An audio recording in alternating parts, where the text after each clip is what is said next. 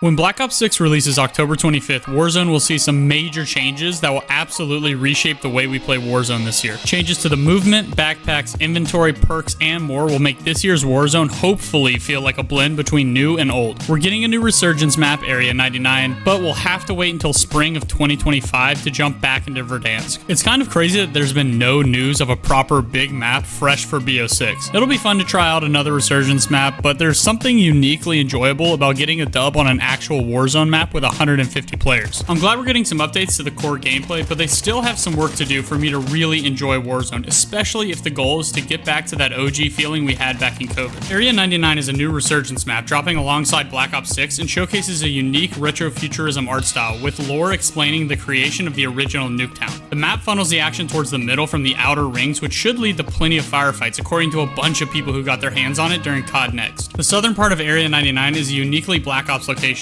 a construction zone where all the elements of a Nuketown house, walls, interior decor, and even the iconic red sign are assembled and prepared for shipment to the other potential Nuketown sites. Instead of just forcing Nuketown into part of a big map, they chose to build a story around and expand on one of the most iconic maps in the Call of Duty franchise. We get to go to a level deeper than just a reskin, which no other Black Ops game has done before. The idea of a company having to build all of these houses to eventually decimate while testing nuclear weapons brings a ton of character to the map that other Resurgence maps didn't have. I appreciate that Treyarch and Raven seem to be capitalizing on nostalgia in a way to get us interested in an expanded story through map design, rather than just dumping something on us we've played so many times before. All primary and secondary weapons in Warzone, along with a selection of equipment, will be available at the launch of Season 1 for Black Ops 6. I know I find myself switching to melees in other games to run faster, so it's great that we have a dedicated slot for it like in multiplayer. Warzone will feature weapons, blueprints, operators, and most cosmetics from MW2 and 3, alongside complete integration into the gameplay and cosmetic content of Black Ops 6. This is a huge mistake in my opinion, as I'd like to see a clean break from the metas during the last 2 years. The switch to Black Ops should see us focus on using all the new weapons rather than relying on what we've already been comfortable with. When prestiging, all of your Black Ops 6 items are locked. However, it seems that the MW2 and MW3 weapons are still available. The penalty of prestiging seems to be far less burdensome in Warzone than for players who are focused on multiplayer or zombies. It makes so much more sense to get rid of all the Modern Warfare weapons and instead focus on the new Black Ops guns. That's literally the point of releasing a new game. While most of the Black Ops 6 loadout system is integrated into Warzone, perks are organized and selected differently through a new system called Pick-3, differing from MW3, which allowed for a selection of 4. Additionally, the total number of perks has been reduced from 29 to 18, with some perks combining multiple effects. For example, Tracker and Combat Scout have been merged. This overhaul aims to make each perk feel more valuable, reducing the need to stack perks and potentially shake up the meta, but we'll see about that. You can enhance your favorite loadouts by adding a single wildcard for the first time since Cold War. Currently, 3 main wildcards are confirmed in Black Ops 6. Overkill, equip 2 primary weapons, Perk Greed,